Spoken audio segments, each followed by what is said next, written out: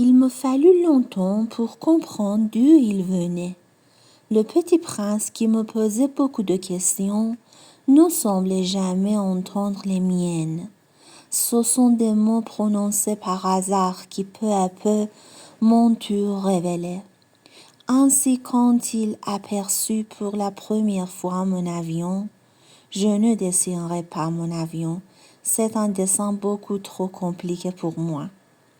Il me demanda: qu'est-ce que c'est que cette chose-là? Ce n'est pas une chose, ça vole, c'est un avion, c'est mon avion. Et j'étais fière de lui apprendre que je volais. Alors il s'écria: comment? Tu es tombé du ciel? Oui, fis-je modestement. Ah, ça c'est drôle. Et le petit prince eut un très joli éclat de rire qui m'irrita beaucoup. Je désire que l'on prenne mes malheurs au sérieux. Puis il ajouta: alors, tu viens du ciel. De quelle planète es-tu? J'entrevis aussitôt une lueur dans le mystère de sa présence, et j'interrogeai brusquement: tu viens donc d'une autre planète? Mais il ne me répondit pas. Il hochait la tête doucement, tout en regardant mon avion. C'est vrai que là-dessus, tu ne peux pas venir de bien loin. Et il s'enfonça dans une rêverie qui dura longtemps.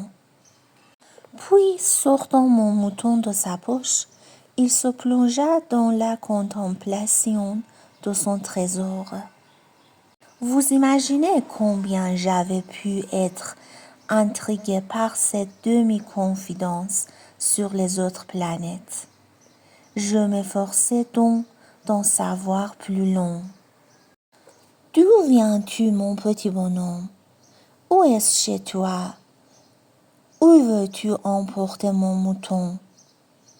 Il me répondit après un silence méditatif: ce qui est bien avec la caisse que tu m'as donnée, c'est que la nuit, ça lui servira de maison. Bien sûr, et si tu es gentil, je te donnerai aussi une corde pour l'attacher pendant le jour et un piquet. La proposition parut choquer le petit prince. L'attacher? Quelle drôle d'idée! Mais si tu ne l'attaches pas, il ira n'importe où et il se perdra. Et mon ami eut un nouvel éclat de rire. Mais où veux-tu qu'il aille? N'importe où, droit devant lui. Alors le petit prince remarque gravement: ça ne fait rien, c'est tellement petit chez moi. Et avec un peu de mélancolie, peut-être il ajouta: droit devant soi, on ne peut pas aller bien loin. J'avais ainsi appris une seconde chose très importante. C'est que sa planète d'origine était à peine plus grande qu'une maison. Ça ne pouvait m'étonner beaucoup. Je savais bien qu'en dehors des grosses planètes comme la Terre, Jupiter, Mars, Vénus, auxquelles on a donné des noms, il y en a des centaines d'autres qui sont quelquefois si petites qu'on a beaucoup de mal à les apercevoir au télescope. Quand un astronome découvre l'une d'elles, il lui donne pour nom un numéro. Il l'appelle par exemple l'astéroïde 325. J'ai de sérieuses raisons de croire que la planète d'où venait le petit prince est l'astéroïde B612. Cet astéroïde n'a été aperçu qu'une fois au télescope en 1909 par un astronome turc. Il avait fait alors une grande démonstration de sa découverte à un congrès international d'astronomie. Mais personne ne l'avait cru à cause de son costume. Les grandes personnes sont comme ça. Heureusement, pour la réputation de l'astéroïde B612, un dictateur turc imposa à son peuple, sous peine de mort, de s'habiller à l'européenne. L'astronome refit sa démonstration en 1920 dans un habit très élégant. Et cette fois-ci, tout le monde fut de son avis. Si je vous ai raconté ces détails sur l'astéroïde B612 et si je vous ai confié son numéro, c'est à cause des grandes personnes. Les grandes personnes aiment les chiffres. Quand vous leur parlez d'un nouvel ami, elles ne vous questionnent jamais sur l'essentiel. Elles ne vous disent jamais quel est le son de sa voix, quels sont les jeux qu'il préfère, est-ce qu'il collectionne les papillons. Elles vous demandent quel âge a-t-il, combien a-t-il de frères, combien pèse-t-il, combien gagne son père. Alors seulement elles croient le connaître. Si vous dites aux grandes personnes « J'ai vu une belle maison en briques roses avec des géraniums aux fenêtres et des colombes sur le toit », elles ne parviennent pas à s'imaginer cette maison. Il faut leur dire « J'ai vu une maison de 100 000 francs ».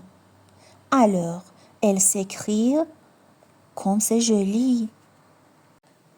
Ainsi, si vous leur dites la preuve que le petit prince a existé, c'est qu'il était ravissant, qu'il riait et qu'il voulait un mouton.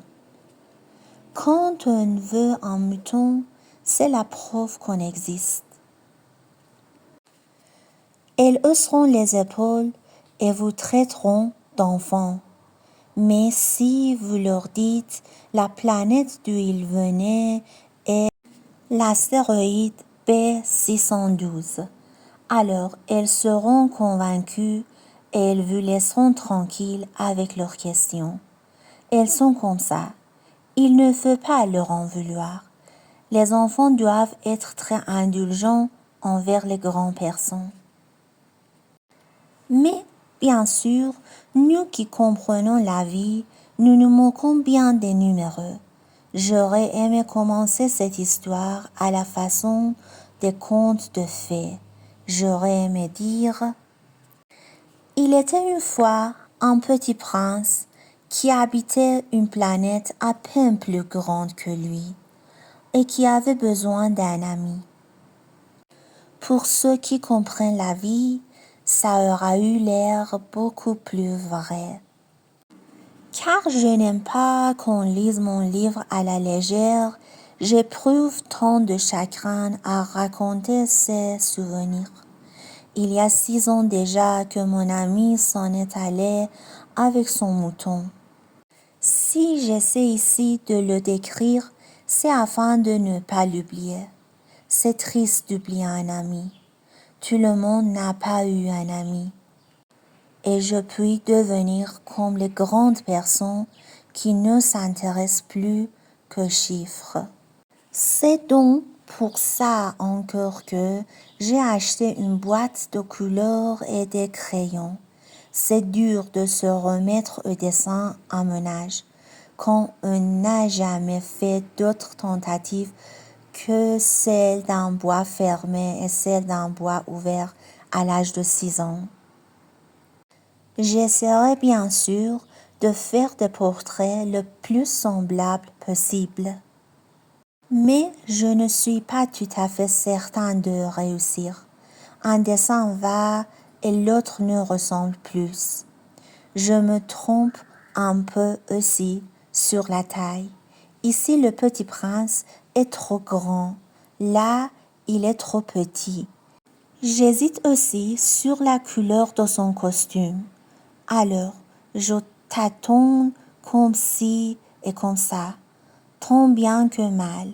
Je me tromperai enfin sur certains détails plus importants. Mais ça, il faudra me le pardonner. Mon ami ne donnait jamais d'explication. Il me croyait peut-être semblable à lui. Mais moi, malheureusement, je ne sais pas voir les moutons à travers les caisses.